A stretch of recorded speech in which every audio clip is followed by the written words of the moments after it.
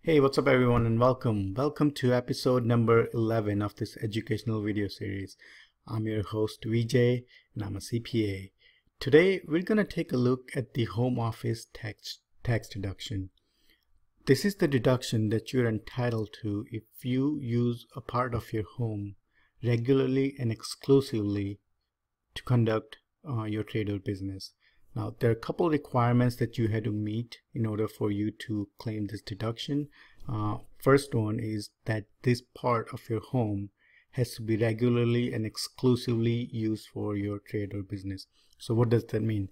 That means that that part of the home or the extra room that you use for your business, you cannot use that part or that room for any other thing. So you cannot have chair and a desk and a file cabinet for your business and then in one corner have a pool table, because that would violate the exclusive used requirement. So that portion of your home or that room has to be exclusively for your trade or business. You cannot use that for any other thing. The IRS is very strict about this rule, so if you were to ever get audited, this is the first thing that they will look at. And if they find that you use that room for something other than conducting your trade or business, then they would right away deny the deduction. So this is a very important requirement, that room or part of your home has to be regularly and exclusively used for your trade or business. The second requirement is that your home has to be your primary place of business. What does this mean? So, you can have an office outside of your home, but then you must also use your home regularly to conduct your trade or business. So if you meet clients at home or conduct meetings or those sort of things, then you can claim this deduction. So your home has to be your primary place of your business. So you have to meet these two requirements in order for your home to be eligible for a home office tax deduction. Now, there are two ways to calculate the deduction. The first one is a simplified option. Now, this is a relatively new option that the IRS came out with for taxes starting after 1/1/2013. And it's a very simple method. IRS prescribes a per square foot deduction that you can claim for the part of your home that you use for your business. So let's say, for example, you use 200 square feet of your home exclusively and regularly to conduct your trade or business. Then you can take that 200 square feet time a prescribed rate by the IRS as your deduction. This prescribed rate for 2014 tax year was $5 per square feet. So in your example, your deduction would be 200 square feet times the $5 per square feet rate would equal $1,000 deduction on your tax return. It's a very simple method. There's literally no record keeping required. You don't have to save any receipts. There are no other documents that you have to track. So it's a very simple method, but usually results in a lower tax. So that's the first method, the simplified option. Now the second method, which is more complex of the two methods, but it usually results in a higher deduction. But then on the flip side, you have a lot more record keeping and documentation that's required in order for you to take this use this method to claim the deduction. So the way it works is you calculate the business use percent of your home and then apply that business use percent to a pool of eligible expenses to calculate the expense that's allocated to your home office. So let's first take a look at the business use percent. So business use percent is simply a percentage of your home based on the square feet that you use for your trade or business. So let's say, for example, you have 1,000 square foot home, and out of those 1,000 square foot you use 200 square foot for your for your trade or business. So that means that your business use percent is 20%. Now you apply this 20% to a pool of expenses. Now what does this pool of expenses consist of? So there are direct expenses. These direct expenses include the expenses directly made to the part of your home that you use to conduct your trade or business. So if you have a home office and you paint that home office, then the entire expense to paint that home office is deductible under direct expense. If you do any particular repair to the home office, then you could take 100% of that repair to the home office as part of your direct expense deduction. Now, you also have to combine non-direct expenses. These non-direct expenses include your utilities, your home insurance, your home security service, or any general repair to your entire home. If you have HOA fees, then you include those HOA fees as well. So you take all these expenses for your entire home, and then you take this into this pool of eligible expenses.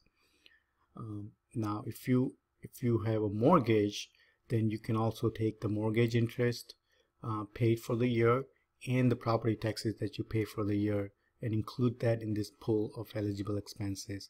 Now you can also include depreciation. You can depreciate the part of your home that you use for your business over a 39-year period, and then this yearly depreciation is also included in the pool of eligible expenses.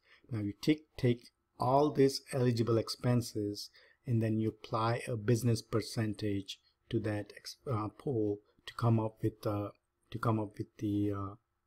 deduction under the standard method. Now if you rent your home and then you use a portion of that rented home as your trade or business, then you are entitled to a deduction for the rent you paid based on the business use percentage as well.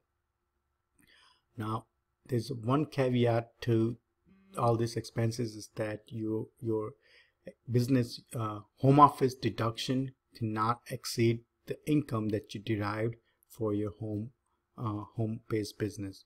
So let's say for a given tax year you have $1,000 income from this home-based business, but then you have $2,000 expenses that you calculated via the standard method that we just described. Now in this case, your expenses for the home office is greater than your income for the home-based business. So you are only entitled to $1,000 deduction. Now the remaining $1,000 of expenses carries over to the next tax year, and then again in next tax year you will have the same limit whereby your expenses would not be able to exceed your income from the home-based business. So that's a very important thing to keep in mind. The other thing that that you need to keep in mind is that if you decide to depreciate your home as part of using the standard method, and in future, let's say you decide to sell your home for a profit, then that portion of the profit will have to be allocated to your home office, and then you will have to pay the capital gains tax on that